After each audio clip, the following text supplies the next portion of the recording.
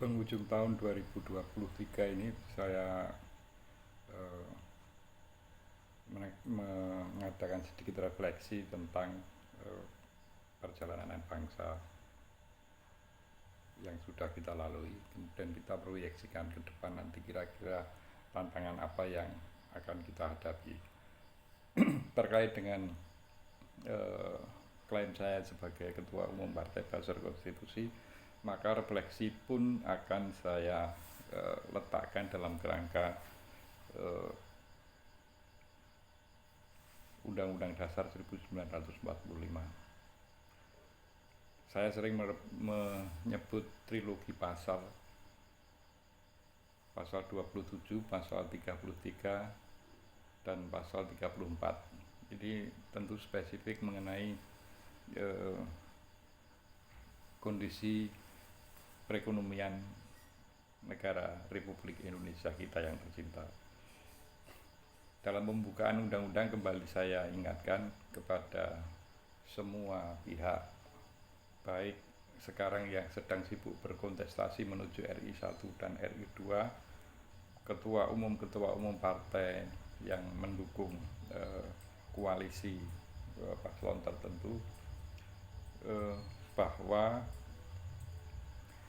kalau misalnya terkait dengan pasal 27, PR yang masih kita hadapi adalah masih besarnya angka pengangguran. Kalau berdasarkan statistik itu kurang lebih 7,8 juta berdasarkan BPS. Jadi di versi resmi itu masih 7,8 juta rakyat Indonesia yang menganggur.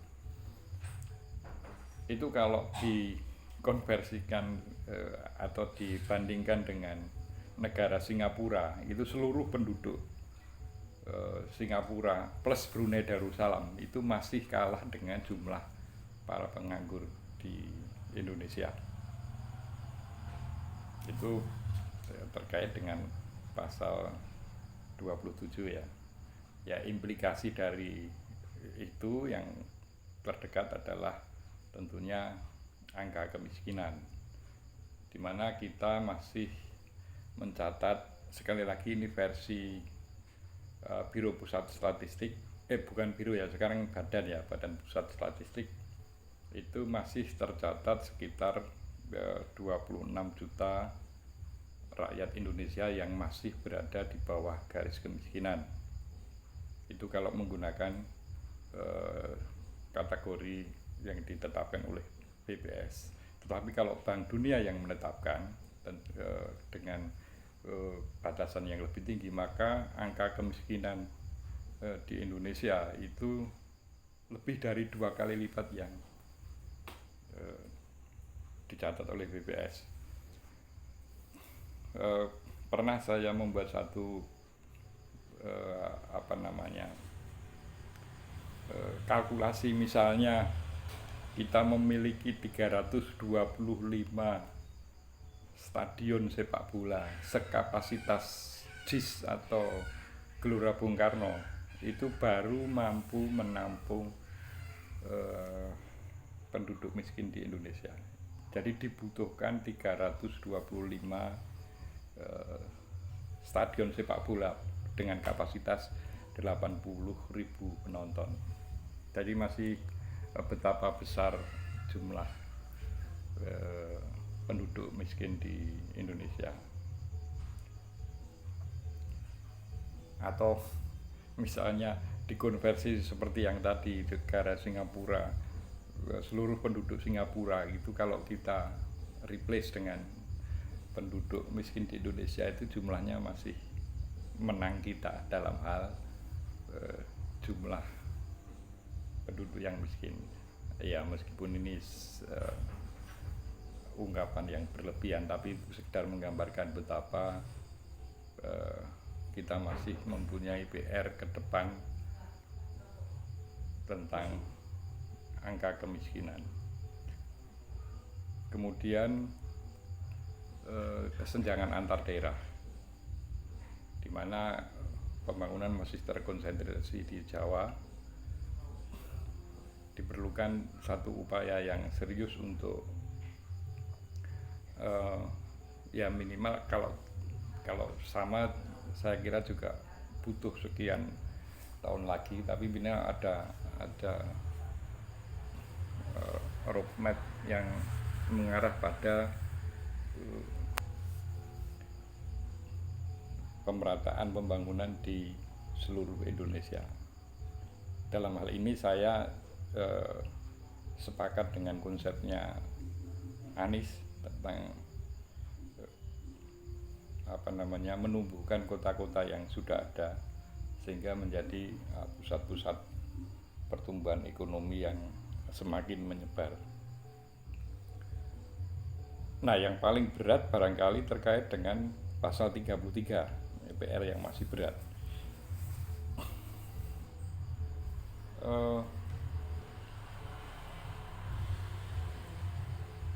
Ayat 1 itu terkait dengan sifat perekonomian kita yang berdasarkan Undang-Undang Dasar 1945 itu bersifat gotong royong, kekeluargaan, yang mana bentuk yang paling sesuai dengan itu adalah koperasi. Sementara koperasi kita itu masih kontribusinya masih 5% dalam perekonomian Indonesia.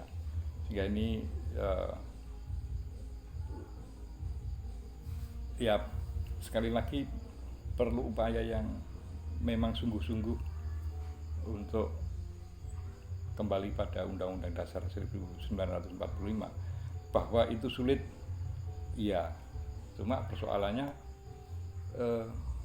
ya kita nggak bisa lepas dari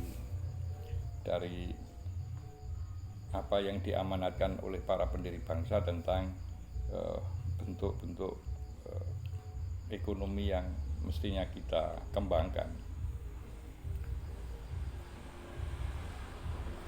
Kemudian cabang-cabang produksi yang penting bagi negara dan menguasai hajat hidup orang banyak harus dikuasai negara.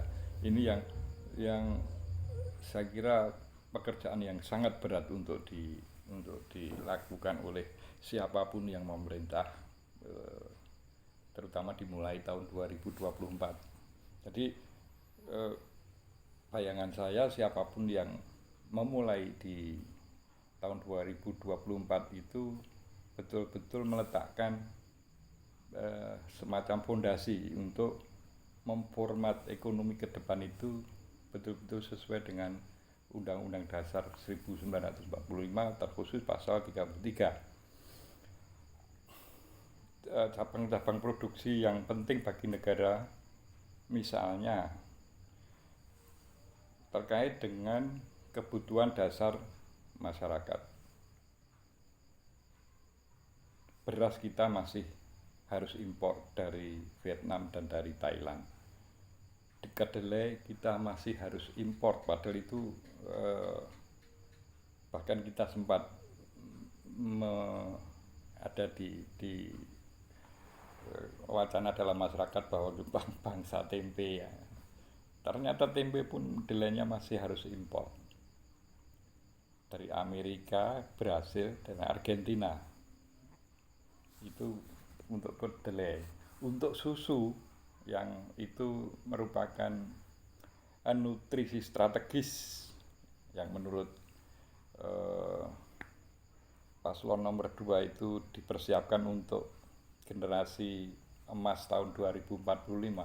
Itu pun produksi kita belum bisa memenuhi karena berdasarkan catatan statistik itu kita baru produksi yang bisa dihasilkan oleh peternak-peternak di Indonesia totalnya hanya memenuhi 20% dari kebutuhan nasional, sehingga ini merupakan PR yang tidak ringan untuk siapapun yang memerintah tahun 2024.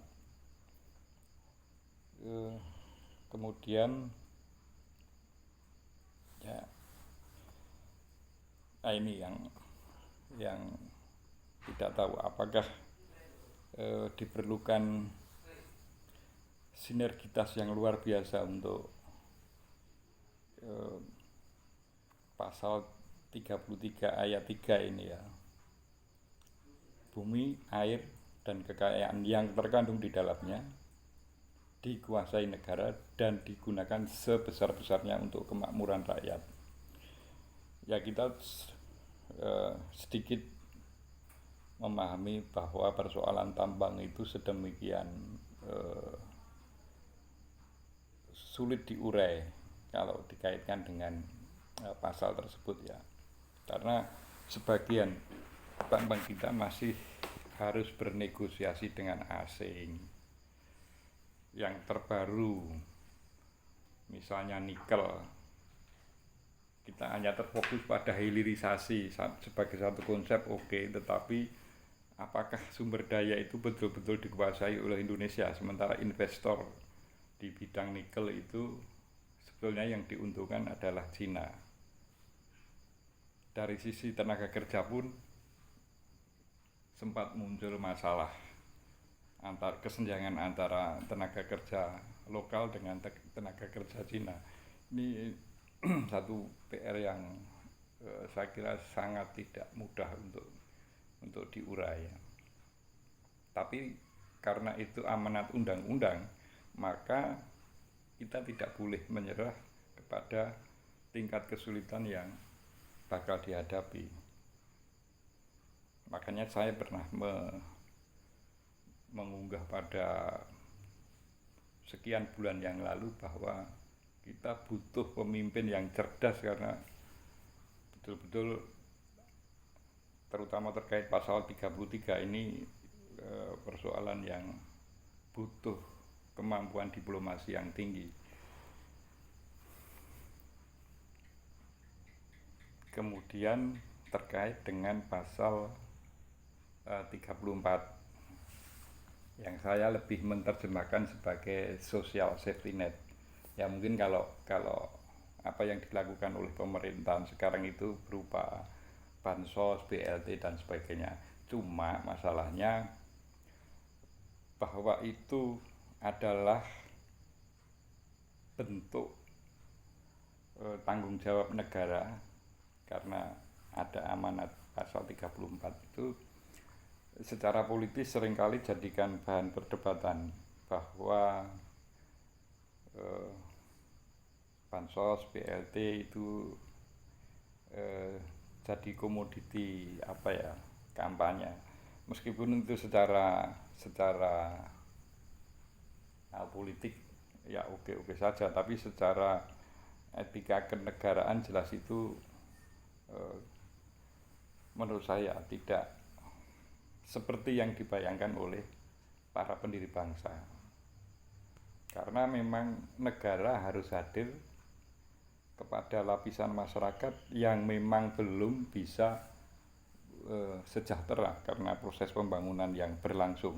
Ini negara memang harus bertanggung jawab. Itu bukan